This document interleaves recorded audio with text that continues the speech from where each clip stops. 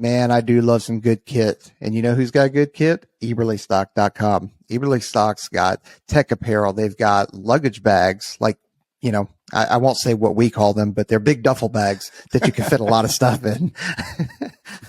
They've got bando bags, you know, little fanny packs that can help you conceal carry. They've got day packs, 3-day packs. They've got long range. They've got, there's the frames too. You got the M frame and all that kind of stuff. So phenomenal LEO, law enforcement, hunting, military kit for you. That is really designed, especially in the military kit. Like, you know, they get input from folks that are using this stuff every single day. And then, you know, they actually hop on calls. I've been on calls with Mike and his team, and they have been talking to some of the controllers and TAC Ps and going like, hey, how do you guys want to do this? How do you want to do that?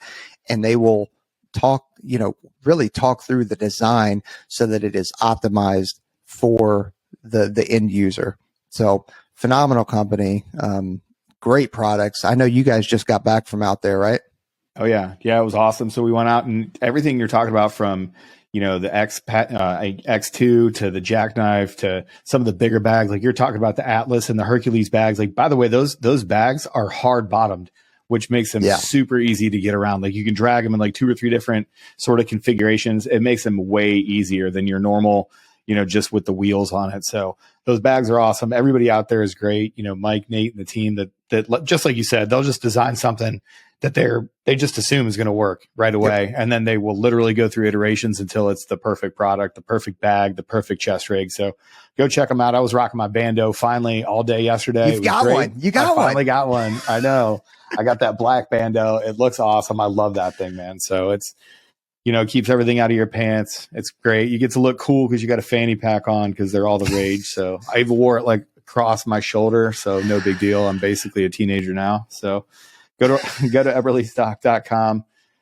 Use the code OR10 at checkout for everything from bags to tech apparel to, you know, anything that you need to get into the backcountry and go on a hunt, or and have an awesome jacket to protect you from whatever it is, all the way from no vis all the way up to, you know, military patterns. So it's awesome.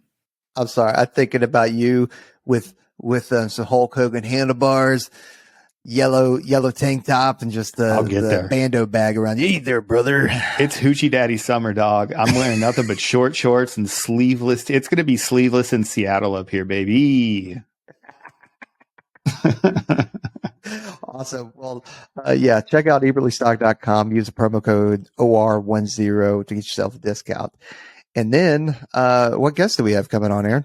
And Rick Prado has got an amazing story. He started out in the early 70s as a PJ.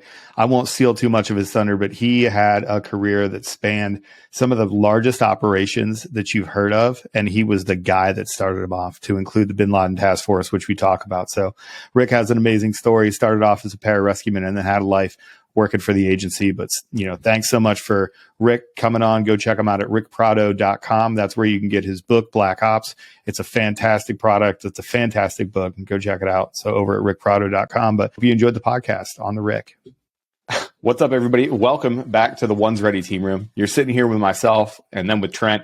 We have a special guest this week that is probably going to blow your mind. So Rick Prado, Pararescueman, and did a whole bunch of other stuff that led him through a lifetime of accomplishments. I don't want to steal any of his thunder, but Mr. Prado, thank you for coming on. Welcome to the One's Ready team room.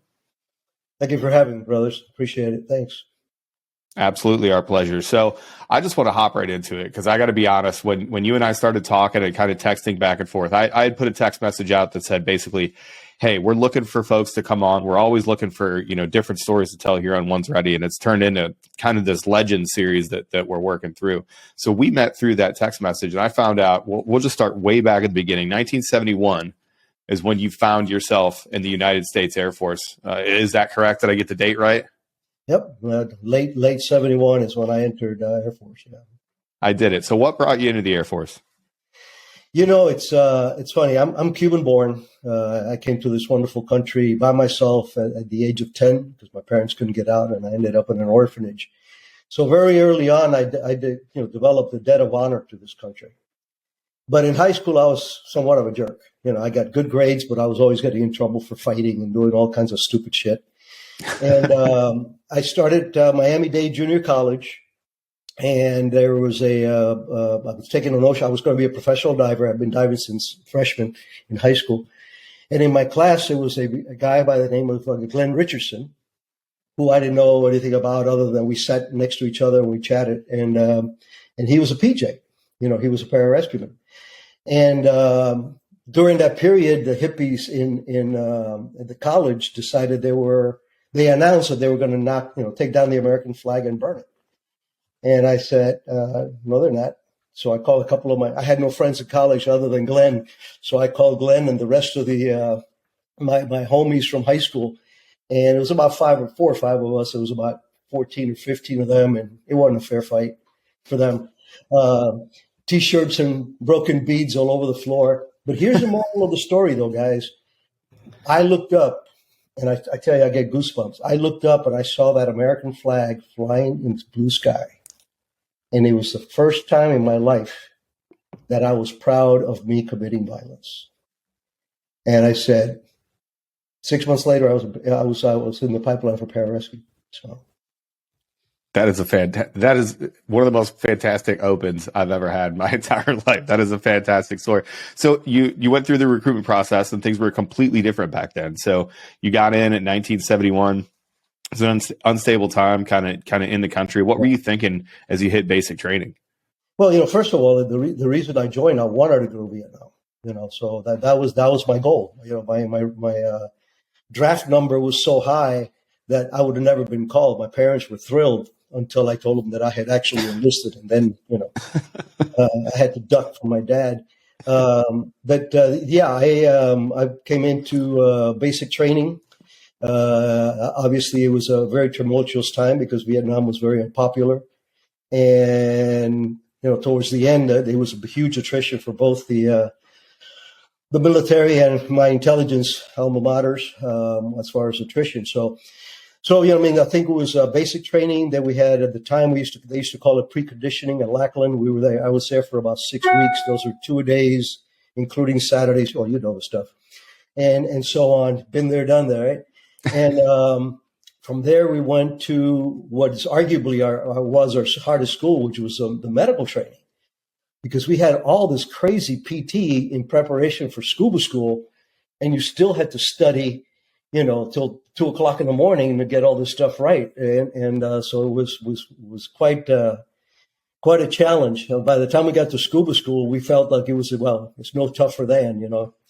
So scuba school was next, then jump school, I think was June for scuba school and July-ish for jump school. And we went to SEER school, and we went to the SEER training school. And then for the last 4 months, I think it was, 4 or 5 months, we were at Hill Air Force Base. That's where the main vein was back then. Mm-hmm. And that's where, we did our final exercise, the advanced parachuting, the mountain climbing, the advanced medical, the EM2 part of the training. Yeah. So for everybody out there that's listening, that moved out of Kirtland Air Force Base now. So all of those things that existed. So what we know is the Pararescue Apprentice Course and the 351st Special Warfare Training Squadron that existed at Hill Air Force Base. There was funny talk too. So I can't remember how many years ago it was, but there was talk about a huge move, a big BRAC realignment that was going to happen. And they were talking about moving stuff back up to Hill for a little while, both for historical reasons and training areas and, access to mountains and snow. And, there's water that you can go jump in pretty close, and it's close enough to get out to the ocean and blah, blah, blah. So that was that in itself was a hell of an experience for me, because you figure a Cuban kid from Miami, and the first time I see snow, we're parachuted in, and I'm on snowshoes with 60 pounds of gear and tumbling down like a tumbleweed. It was quite an experience, but I really enjoyed it. Yeah. At that time, you guys were all going through as a team. Is that correct? Like you were, every school as a team. Can you kind of talk us through that? That's a unique experience that not a lot, even I didn't have. When I was going through the pipeline, that was 2005. 2006 or whatever. And it was, it was just, hey, whatever school you could get to, you might see a friendly face here or there, but it wasn't like the unit. And, we don't experience that anymore just because of the size of the pipeline. So how was that for you? Was that beneficial for your team? It was great. I mean, we started out, it was about 12 of us when we started the pipeline. And I graduated, 5 of us graduated together because others, I was set back once, injury, and then another guy, as a matter of fact, I'm wearing his hat because we lost him last year, Cliff Cundy. Cliff was my classmate and teammate, and we just lost him to a heart attack here about 4 or 5 months ago. And graduating with Steve Berkland, which was our Viking, 6'4". And of course, me at 5'7". For some reason, the instructors always thought it was funny to pair us up. So even when we did the tree jumps up in Portland from the smoke jumper school, him and I were jumping together into the trees. So, but yeah, I think we still came across the other PJs, in different training venues. But the fact that you graduate with a number of guys that you actually went through all this crap with, it's pretty huge. Yeah. Can I ask, I want to touch on a few things. First of all, like the don't sleep on the academics portion of the pipeline, that has definitely not changed. And I think people overlook that for the physical. And the second thing is doing things for the first time. Like the first time you saw snow, you were jumping into it and expected to perform. And we always tell people like the pipeline is crazy because the amount of growth you do, the amount of times that you just have to suck it up and be like, okay, I guess we're doing this. It is for the first time, and then you're expected to perform. Like it's pretty wild, and the amount of growth you go through during that time is wild.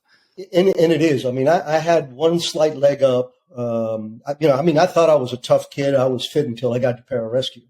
Then I was puking for the first 3 days, But I caught on, and I think one advantage I have is I was already an advanced diver. So the SCUBA school part of it, I was studying to be a marine science technician when this whole Miami-Dade thing happened. So that helped me a little bit. But the beauty about all our special operations forces is that a lot of people see what they consider the poster child for this, that, or the other. And my best friend in the world is actually a Navy SEAL. Steve Bailey was Force Master Chief for SEALs. And he calls them spandex. He says, look, man, let me tell you, I would see guys come in, and I know it's not PC. It's okay. We'll bleep it out. We got this awesome horn. It sounds like a clown horn. So it goes, waka, waka. It's actually really funny. It's great. I like it. And what his comment was, it says, a lot of these guys, they have all the God-given talent of, performance. They can run, they can swim, but they've never had to work hard for anything in their lives. And all of a sudden, after 6 or 7 weeks of this stuff, it's not that they can't do it, is they go, I don't want to go through this kind of crap. Right. Then you got guys like me, martial arts and lifting weights was the only sport I played for, all my life. And I made up my mind. I said, well, you know what? I'm going to make this or I'm going to die. And as a matter of fact, I don't think you can see it over here, but you might be able to if I move it. It says, ain't dead, can quit. See it on the window? Nice. That's fantastic. I use that so much with my boys that they gave me that a few years back. So, it's really forges your mettle as you're going through the stuff. And that's why our SOF is so impactful in everything that we do militarily, Yeah, it's fun. I think Aaron and I were actually just talking about this the other day because you see those folks show up in the pipeline, the muscle bound and the super confident. And, I'm not saying they never make it, but it's rare if they've, always been the lead dog and all that other stuff. And like you said, you were fit until you got there, and you have to find a way to put that ego in check and move forward and, get through the pipeline. And then, like you said, you graduated with 5 people, and I'm imagining much like it is now, you started with a lot more than that. And then what happens after that? Like you put your ego in check, you get through all the training, and then you get through the pipeline. Can you walk us through the rest of your pararescue stuff? Yeah, and for one thing, all 12 of the guys we started together 11 made it completely through the pipeline. One had an attitude issue, and that's why he was bounced. But most of us got separated because of injuries and stuff like that. You get sent back or whatever. But so yeah, from scuba school was SEER school, then transition school.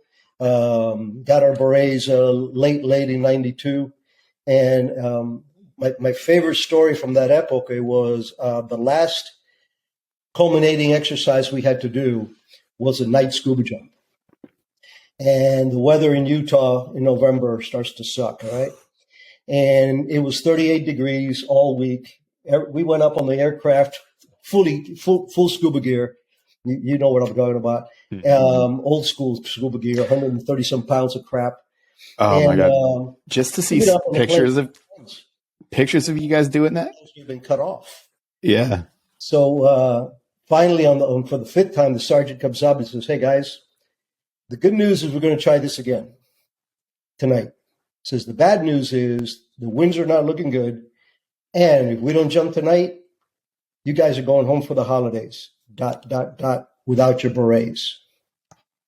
Nope. And we said, well, the winds were beyond the temperature. It was literally 38 degrees. We jumped into a lake in Utah, and the proudest moment of up to then of my life was when I got on that boat.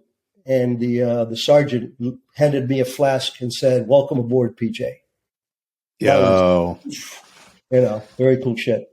That is the best. For people that don't know about those scuba jumps too, it would, you see pictures of it and you're like, that's a staged picture. It's a guy standing in a full wetsuit in fins with twin 80s on. He's got everything rigged up, and then they just sort of put a parachute. They just extended the parachute all the way to like the biggest thing, and they just put it on the back of the parachute of the scuba tanks, and then you would just static line out like a boss. The other thing that you guys did at the time was intentional tree jumps, and you mentioned it earlier going down to Portland. But we used to have an entire suit and an entire TTP for throwing dudes intentionally into super tall trees. Like that's stuff that we trained to in the pipeline. Yeah, and let me tell you, I love to jump. I quit recently because I've had 2 neck surgeries related to skydiving and crap, but that was a pucker factor beyond anything else. I mean, I enjoy jumping, but we had a saying says nobody does every tree jump is a night jump because your eyes are closed. Once you get under canopy and you're heading for that smoke.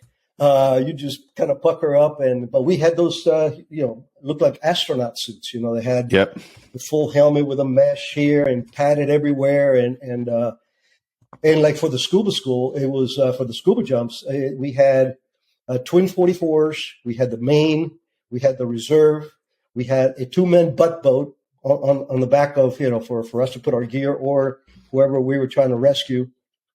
And of course, the weapon would go over the medical kit, which medical kit itself back then weighed 28 pounds. And of course the fins and knife and all that other crap. So it was quite a jolt. Yeah, that's putting it lightly. So you had a career. So 1971, you got in, you were getting through the pipeline. Around 1974, you start feeling the bug to transition to something else. What was it that you were, how did you like your service? First of all, like, what was the end state of being, a PJ? And then more importantly, what called you to do something different? Because you had a really remarkable career change that I really want to dive into. Yeah. Thank you. Like I said, I joined Pararescue, which I consider my first alma mater. I would have not made it any further in anything in life if it had been for my pararescue experience and some of the icons that I worked under. It's one of the reasons I'm wearing this shirt, because one of them is, and you'll know his name, is Chief Master Sergeant Wayne Fisk. And Wayne and I have been friends for 51 years, and we get together every couple of years. We'll be up at the reunion this September. And but yeah, around 74, of course, they were shrinking us down anyway. The military, they were letting people go left and right. Most people were gravitating to reserve units because, again, there was very little posted overseas. Mm-hmm. And I applied to the CIA in 74, handwritten letter. Hey, have done, will travel. This is who I am. I speak Spanish. I'm single, and that kind of stuff. Fantastic. A real nice letter that said, basically said, thanks, but we're firing, not hiring, kind of stuff. So I got frustrated. I think it was in 78, 77 or so, whatever. I had gone through every pararescue school that I could go through. The only two that I kept putting in every year was German ski school and Arctic survival. And they wouldn't send me. They kept, so I wanted extra training. So I left Pararescue Reserves and I went with the 20th Special Forces National Guard. I never got to go to the Q course, even though I was there for 3 years, again, because they were only sending a few people, and being reservists, you always wear hind tit. And I applied again to the agency. This time they brought me in as a contractor to be a paramedic. I was writing rescue in Miami, Miami-Dade Fire Department, and still in the reserves. So I wrote them this time. They came back and said, look, we have contract work that you can come up a week or 2 weeks at a time, work with our special activities division, ground branch guys and maritime guys, and be the medic, but we need combat medics. I said, fine. I did that for a while, but it was very disruptive to home life. I got divorced shortly thereafter from my first marriage. I've been married now 41 years, so I got it right the second time. And lo and behold, Reagan comes to power, and he decides that he's going to open war on communism in our hemisphere. And the first program that he said was, I want a covert action program, a black op. That's why the book is called Black Ops. A deniable program to support the Nicaraguan Contras who were fighting the communist Sandinista regime that was by proxy Soviet Union, Cuba, Nicaragua. They were exporting to El Salvador and Bolivia and everything else. So as the usual Prado luck would have it, the agency did not have a single native Spanish-speaking paramilitary guy. So they're scrambling. Here you are. What's the name of that PJ? First PJ ever in the CIA, by the way. First PJ ever in the CIA. Oh, man. I can't wait to call. I'm going to call RJ Casey after this and just get right up in his chili. I'll be seeing him at the end of the month up in Kentucky there for his bourbon stuff. But it was hair on fire kind of thing. But it was those first 3 years were the best years of my whole career, and I had a enviable career even by my standards. I still pinch myself, But this was living in the Contra camps between Nicaragua and Costa Rica. And the thing was, you may be 500 meters inside of Honduras. The Sandinistas had a camp 500 meters on the other side. So there was a lot of tensions there all the time. Everybody was getting screwed over. But for the first 14 months of that program, I was the only CIA officer allowed to go to the camps because I was there as Major Alex. Hondurans had given me actually an Air Force Intel accreditations. And, of course, I was declared to them, but I was an alias anyway. So, and I slept in a jungle hammock from Monday through Friday for a little over 3 years. And I not a single time did I wake up and go, what am I doing here? On the contrary. Just it was living the dream. Satisfying. And guys, what really is, when you're going through, and you'll see this because you guys are young and you're going through all this stuff still. But when you're going through all this stuff, it's like being in a car 100 miles an hour. Most of the thing that's going by is you see a blur. You're registering it, but it's a blur. When you retire and you time for introspection is when you have time to kind of like dive back into your life and understand what you were feeling. And for me, the clarification was I felt so proud of being able to help these Contras fight the same monster that destroyed my family and my first country. And sitting with these guys and gals every single night and asking them, why are you here? And there was no politics involved. There was no, they had 1 or 2, 3 former military guys. The rest, the thousands of rest were peasants, men and women that had taken up arms. And it was a personal fight for freedom, which I could identify with because, like I said, my dad put me on an airplane for the United States at the age of 10. I turned 11 at an orphanage. Who do you think paid the price of that adventure? Not me. My parents. Yep. My parents. Well, and can you, for some of the folks that are out there that may not know the history, can you talk a little bit about that time period for the United States and how aggressive China was being, or I'm sorry, Russia. Sorry, I'm obviously trying to thing right now. Yeah, how aggressive Russia was in Central America and South America and all those other things. Yeah, we had the perfect storm of weak administrations and a very aggressive, not only Soviet Union, but a land based in Cuba, 90 miles away from where we were at. And that was bad enough in the 60s. But, later in the late 60s, early 70s, they started exporting the stuff into Nicaragua, into Bolivia, into Salvador, and so on. And it was all by proxy. The Soviets would give the stuff to the Cubans, and the Cubans would forward it. So Central America, which is our Latin America, which was our backyard, was on fire with communist insurgencies. Terrorist groups like Shining Path were starting to come up around, Tupac Amaru. The folks in Colombia had to suffer through their stuff. They were fomenting and supplying all these people, from the 70s.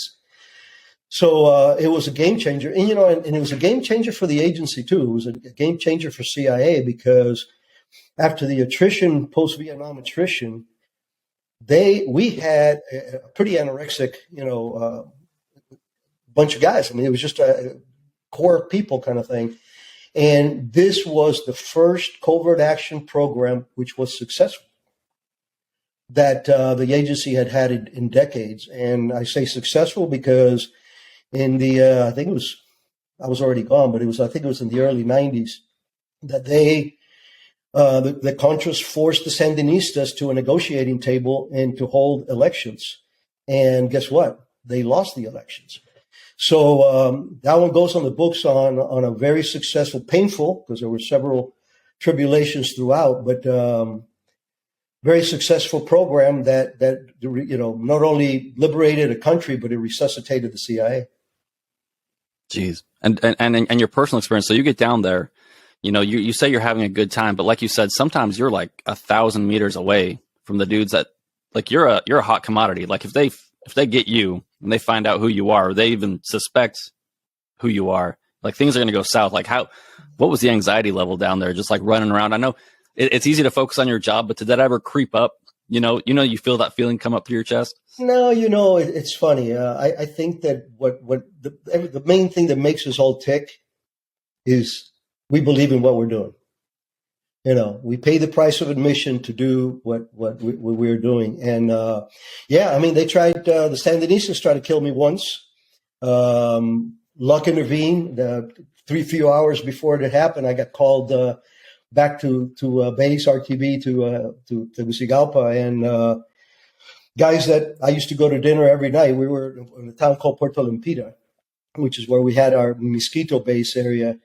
And I mean, you're talking a village. There's 2 restaurants, if you want to call them that, or there's 2 places you could eat, So that we routinely went to one of these 2, which were literally like next to each other.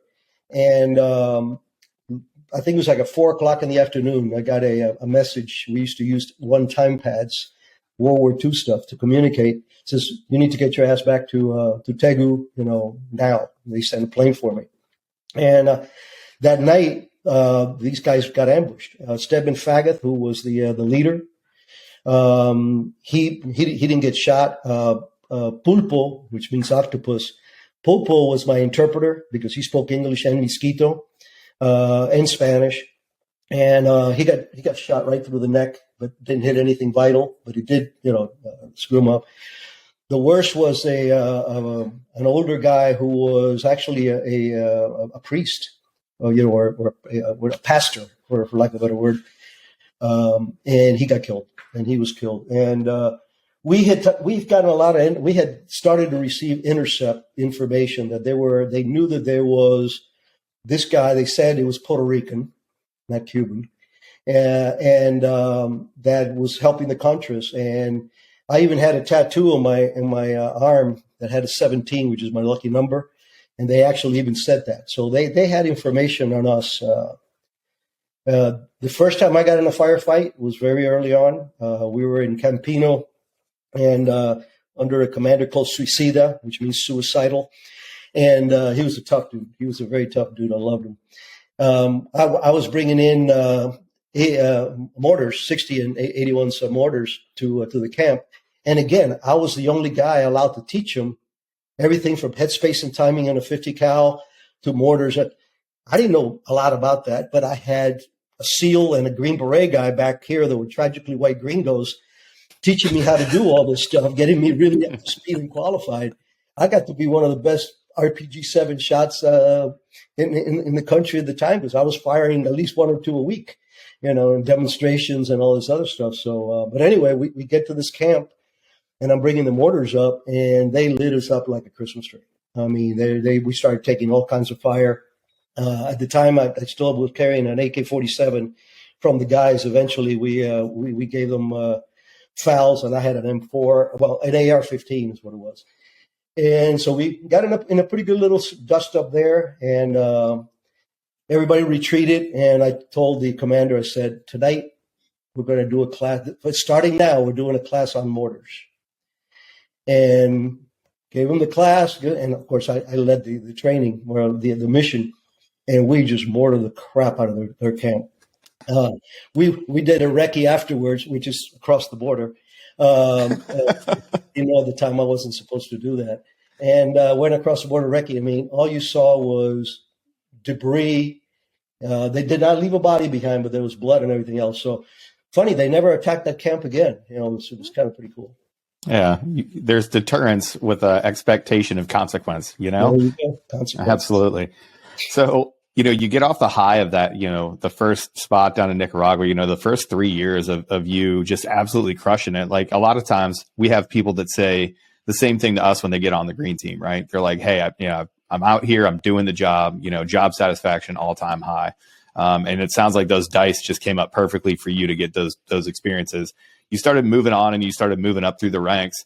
When was the watershed moment of kind of, I'm not just a guy that's out here on the team level. I'm starting to be, team captain. Now I'm the coach. Now I'm moving up in the ranks. How did that work? Yeah, it worked really well for me. I had a fantastic boss. Colonel Ray was he jumped into Corregidor during World War II at the age of 17 or 18. And he was a Green Beret. He was one of our guys in Laos during the war. He was my boss. So he was always grooming me and teaching me about the agency and all this other stuff and giving me a lot of leeway.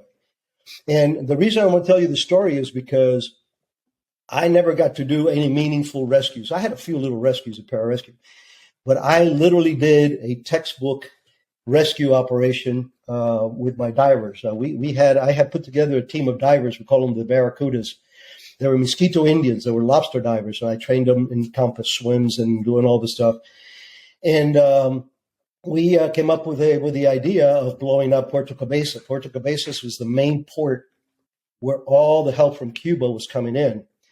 So me and these guys, we trained. We had 80 pounds of C4. There's a good picture in the book with my guys, and we blew Puerto Cabezas pier up. And that was a huge success. The agency was thrilled. It was the first really left hook rather than, harassment stuff that we were doing with the Contras. And they said, can we do the same thing on the other side of the country in Corinto? We want to make sure that they get, the message that, this is not a ragtag. And I said, yeah, my guys can do it. There was a problem, though. The higher-ups decided that my Mosquito divers would go, but that the boat captains were going to be the guys from the FDN, which they don't like each other. Even before Somoza, I mean, there's two. They call them the Spaniards, And the mission went tits up. The guys didn't want to jump in the water because they thought that these guys were going to leave them, and they were probably right. Coming back, both boats broke down. These were high-speed boats that we had made for them, but reliability wasn't there. And fast forward, these guys are out there on the second day. I'm monitoring them from a little island in between Honduras and Salvador there in the Gulf of Fonseca. and my guys are dead in the water. One team was dead in the water right in Gulf of Fonseca. The other ones had hit me in the mangroves. And I went to my boss, Leon, who's a stud. I went, hey, Leon, I said, I ain't leaving my guys behind. He said, I figured you were going to say that. What do you want to do? He said, I got this. I was a PJ. I literally made stable rigs out of rope, came out, did a helocast into the water next to my guys. I brought gasoline, spare parts, plugs, spark plugs, and literally, got my guys, the boat started and back again. This is in Sandinista's water. That same night, we went back to get the other boat. And this time the Sandinistas knew there was something going on because, again, through SIGINT and everything else, they had figured, hey, they had helicopters in the air, And by the way, the helocast, what heights we're supposed to jump from? 10 and 10. Really good Honduran pilots, but they were not water pilots. And I tell you, if I wasn't 30 or 40 feet up in the air, they would not go any lower. I kept going like this, and they're going like, So I literally have to, it's an exciting moment. But that night, that night that we went back, again, the Sandinistas were all over us. They were firing flares and doing recon by fire. And in the morning, we went back in there, but we went in full force. We had these guys were called the Piranhas. We had armored up, and they had these real fast boats and 50 cals on it, and we brought our guys back. But the reason I tell that story is because that is the high point of my pararescue career, even though I was no longer a PJ, and I wore that as a badge of honor. So I was being groomed. They said, you need to go to spy school. I had to finish my college, which they sponsored me the last year. Graduated with at George Mason's with distinction, and then I went to spy school and got my master's in espionage, as they say. And I did very well. I was, top 3 or 4% in my class. And after that, I've had 6 overseas tours. I've been a chief of station. I've been a deputy chief of station twice. Been chief of this, chief of that, 6 different countries. And I think highlights of the agency experience was I ran the southern front now of the FDN from Costa Rica. So here in Honduras, I'm kitted up. I always carried my Browning high power, a knife, and 2 mini grenades. I have a fake one here to remind me. With a golf ball size. And now I'm in Costa Rica, coat and tie, working out of a van with air conditioning, meeting these guys and smuggling them out of the country for training and all this kind of shit.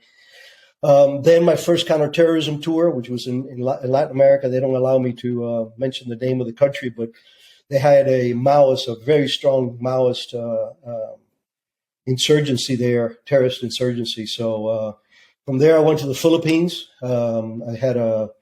That was my first liaison job, working directly with the local military and police there. Korea was a big tour for me. I was in Korea 93 through 95, and when I came out, I got my GS-15 coming out of which is colonel rank for us in the agency, and as far as protocol. And I got back to headquarters, back to CTC, the Counterterrorist Center, which I've belonged since '88.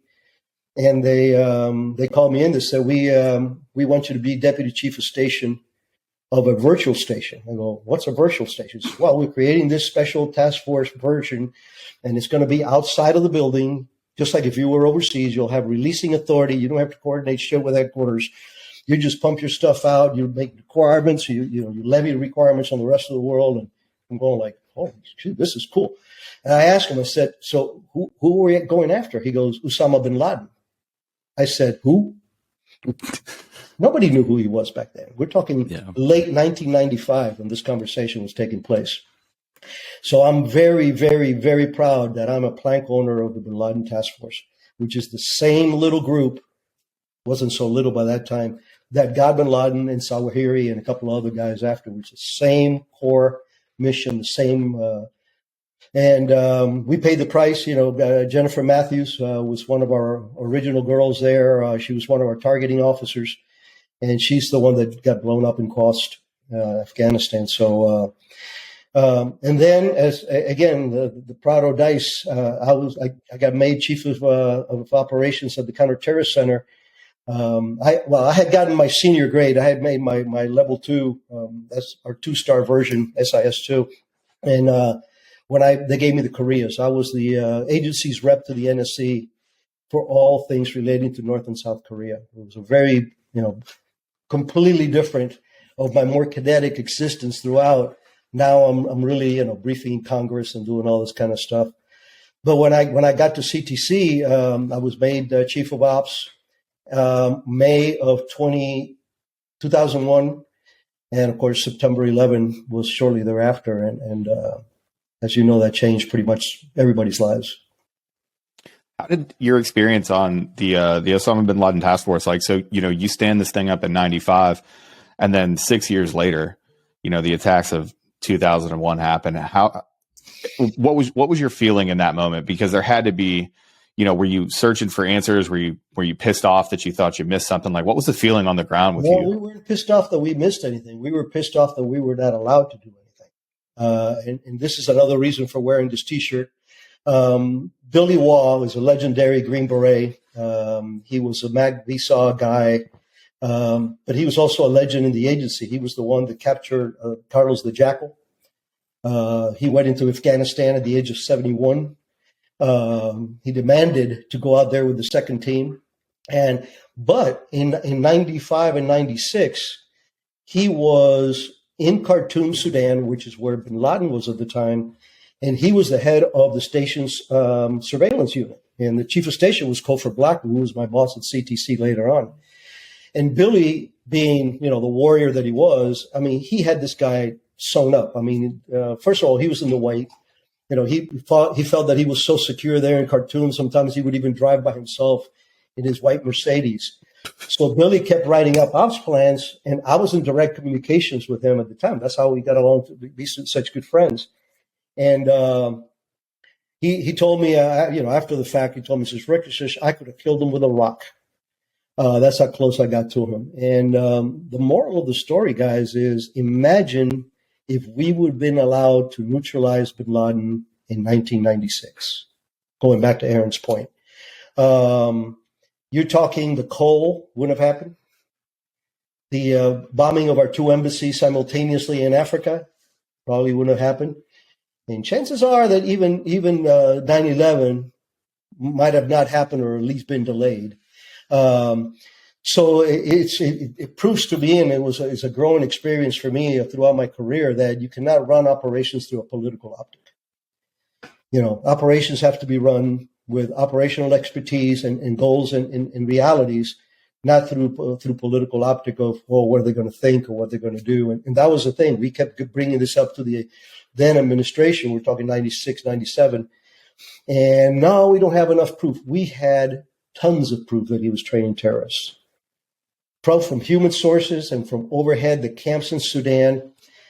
And, I can see the aversion, not a personal thing, of shooting somebody in the face, but we were proposing neutralizing. That could have been rendering him, brought him back for interrogation, put him in Guantanamo, waterboard him, and get the information we need out of him. If we would have done that, which was very doable at the time, we'd be having different conversations now, I believe. I think everybody has that experience to a certain extent, is the politics getting involved at the tactical level, like you had in Nicaragua when they switched out the boat drivers last second because they didn't understand the tactical realities on the ground. And then, you're dealing with this guy that, is a pretty bad dude, but due to him being Saudi or whatever else it was, the political layer. So like how do you get past that? I guess is the question, because we all run into that at one point or another where, the higher ups have things that they're looking at. We have things we're looking at. And I know things changed a little bit after 9/11 with the sharing of information. And I think with the goal of neutralizing egos and some of the politics. And how did that play out? And were we a lot more successful after that? Well, it was a reality. And the way that I coped with it was simple. Again, you have to believe at whatever level you are. I'm already a senior officer, but I still believed in what I was doing. You have to learn to manage up. You have to be able to know how to present your missions and all this other stuff. It was a huge learning experience for me because, again, some of the young guys that I mentored, and they all made senior grade, all four of them, main guys. I used to tell them, I said, the first thing you got to do is get your black belt in bureaucracy. You have to know how to circumnavigate those stumbling blocks that the more politically minded people are going to be throwing on your plan. And that helped me tremendously because, I was grooming guys that were contributing to what we were doing. I was chief of ops for a year, and then I went to COFR, and I said, and it's in the book. I actually even briefed Vice President Cheney and Condoleezza Rice on these programs, and it was a disruption program going after the support mechanisms in terrorist organizations. And the reason I learned that was in Latin America, I learned that you don't target the shooters; they're a dime a dozen. You don't target the heads because they're either well protected and they're replaceable. You go after that support mechanism because that support mechanism has to have a public persona. You cannot provide money and safe houses and doctors if you're living in a cave. So the concept of my program was we were going to pick 3 bad guys, known supporters of every single terrorist group out there. And we were going to target them. We were going to get, we call it making book, but it was, a pattern of life, what they did, what they didn't do. And then when you had the kind of chatter we had before 9/11, that we knew something was happening. We just couldn't know what to do. So the concept was this. Imagine if you are running a terrorist organization and 3 of your main logistical heads in 3 different parts of the world get neutralized while you're planning, pulling the trigger on this job. Chances are they're going to say, we're penetrated, hit the brakes, and that was the disruption. So I fought hard on that one, but I will admit that it was once I saw, I had a great bunch of guys and gals, pick of the litter, all the guys with military background, real credentials, including my SEAL team buddy that I had brought in from the SEALs to the agency. And I realized that we were just a paper tiger that briefed well. Even though we have briefed the vice president, he had said, we want this, the bureaucracy in my agency was politicized at the time, very badly politicized. And I'll never forget the second time that I briefed on a lethal mission. And we had done our homework on all our we really had done, and the same guys that were implementing these were the guys on the ground doing the snooping and pooping and making book on these guys.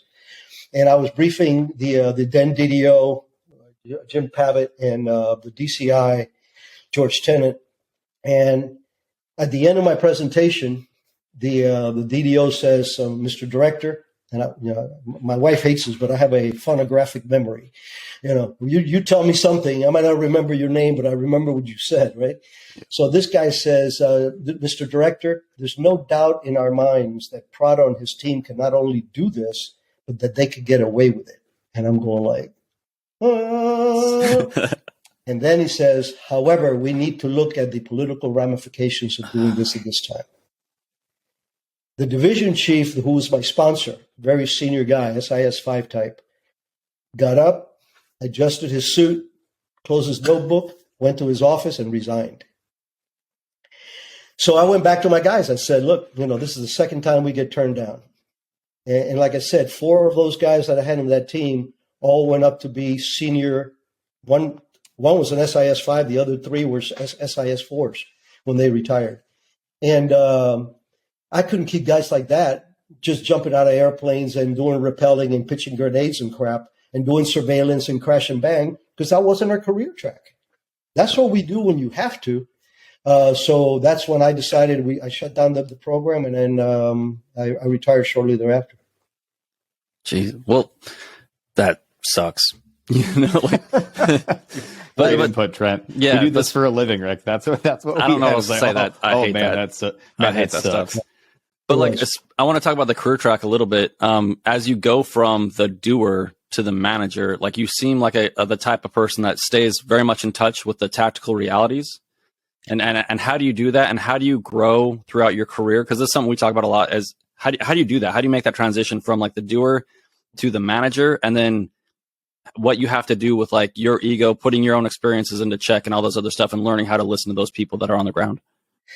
That is actually the norm, especially in the agency. You know, it comes a time when you are not only going out meeting assets anymore, you're a chief of station or above, and you're managing, not managing, you should be leading your subordinates. However, I was wired a little different. You know, when I was chief of the Koreas, I was already assist to, and I literally went out and I compromised 2 North Koreans in 2 different countries through false flag. When played a Latin American businessman, would walk into their embassy, say, "Can you smuggle tobacco seeds for me?" And I'd give them a wad of, $5,000. And by the way, you know what CIA stands for, right? Cash in advance. Okay, nice. So throw that kind of money in front of these starving North Koreans, and they would, and then we would get them busted through our local liaison and kick them out of the country in disgrace. So even then, I was going out in the field, and the moral of the story for me is, and the biggest compliment that was paid to me by my guys at the end when I retired, I got some pretty hefty medals from the agency. But my biggest badge of honor was my guys coming up to me and telling me, he says, "Boss, he says, you're the only senior officer guy we've ever worked with who was first on the mat, first through the door, first on the gym, first picking up brass, and then telling us what the fuck to do." And that's my idea of what a leader should be. You cannot morally ask anybody to do something that you have not already done or are willing to do. But the agency is rife with really smart, dedicated individuals, different walks of life. Obviously, our Special Activities Center, what it's called now, is replete with SOF. We have combat controllers and PJs and SEALs and Force Recon guys or Raiders and of course Green Berets. But the greater majority of the agency are more into that Cold War approach to whatever we're fighting, including terrorism. Recruit through liaison, recruit directly, and so on. But it is something that you have to keep in check. That now you got to train these individuals and challenge them. But at the end of the day, you got to cry havoc and let slip the dogs of war, and they're the dogs of war now. No, not me. So that's exactly right. So as you were getting ready to retire, just like Trent and I are right now, and you were seeing this new crop of individuals get to your organization and start doing the heavy work, what differences did you see from your generation to their generation? Well, that's a great question. I literally walked in the shadow of giants all the time that I was in the agency and in Pararescue. And, I grew up on Pararescue, in the CIA under guys like Dewey Claridge and Colonel Ray and, individuals that were bigger than life heroes, and Billy Waugh and all these kind of guys. I think that like everything else, every generation has a different persona. And there's been a lot of talk about the work ethic and, being different. And I think that's BS. I think it's lack of leadership. I taught at the Advanced Special Operations and Techniques course in Fort Bragg for 7 years. And the one thing that I always say in just about every podcast, there will never be a shortage of warriors in the United States. We have a shortage of leaders. Because I'm here, I am working with instructors that are putting these kids through ASOT, and they all got 4 or 5 combat tours. They're limping because they've been shot up and they're dying to go back in the fray.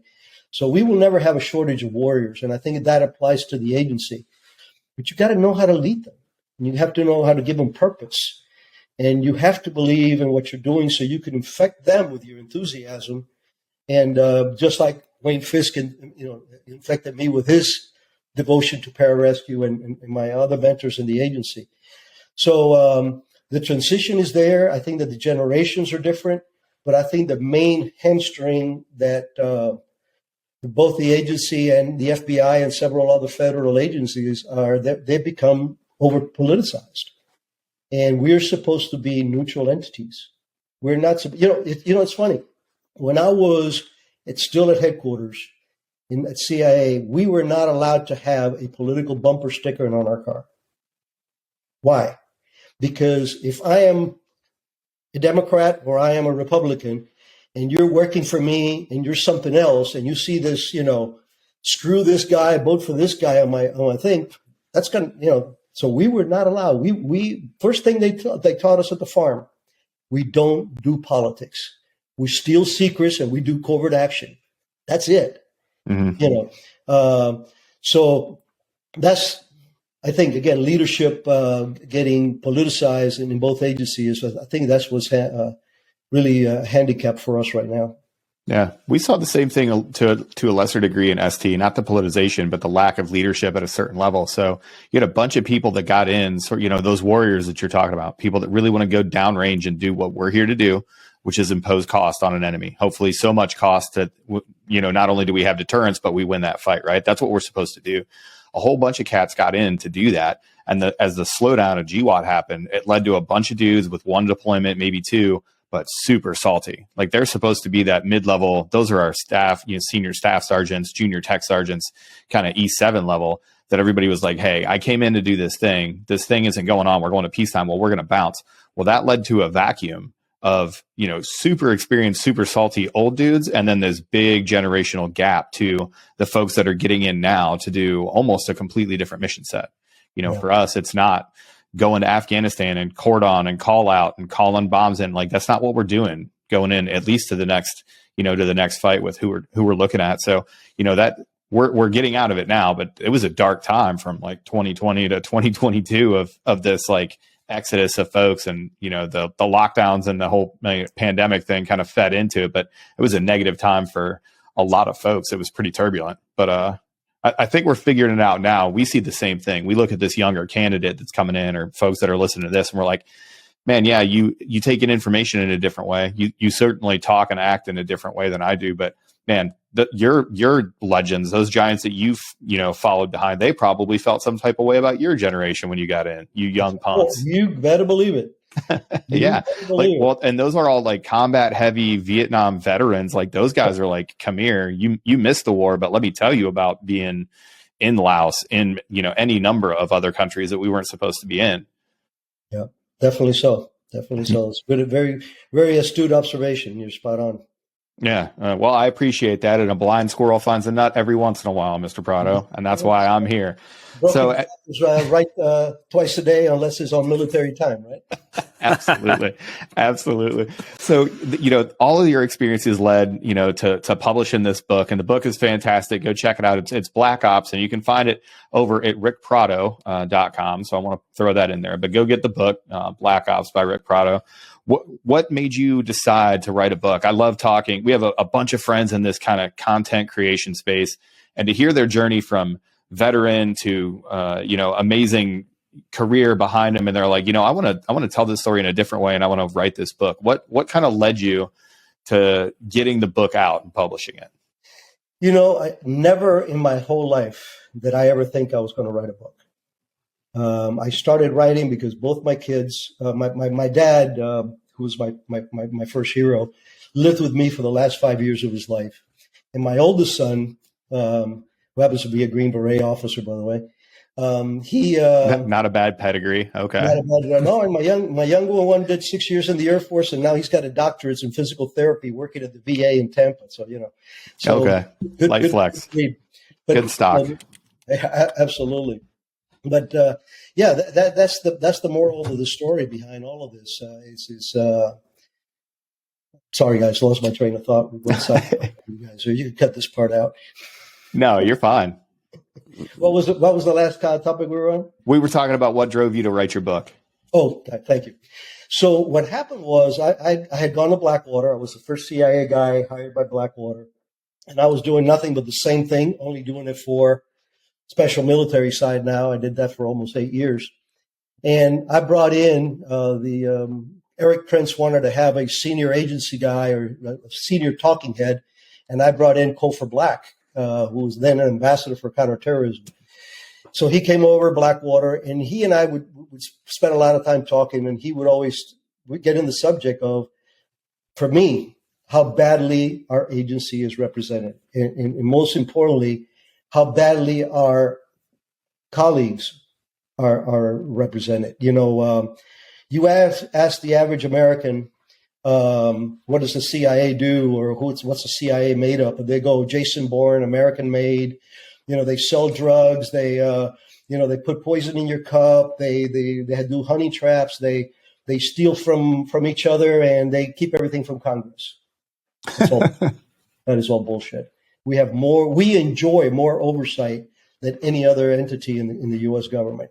And notice I said that we enjoy, because that's what keeps us legit. So after a while, Cofer kept going. He says, Ricky, you have to write a book. I said, I've never wanted to write a book. He says, yeah, but you got to understand, you have a life that is atypical. You'll be crossing different generations, different ethnicities, different, even in the military, there's a difference being a PJ versus whatever else I could have been. And it got to the point where Cofer hooked me up with a guy named Steve Cole. He's a Pulitzer Prize winner, wrote Ghost Wars and a couple of other things, and director at S, I think it is. Fantastic books.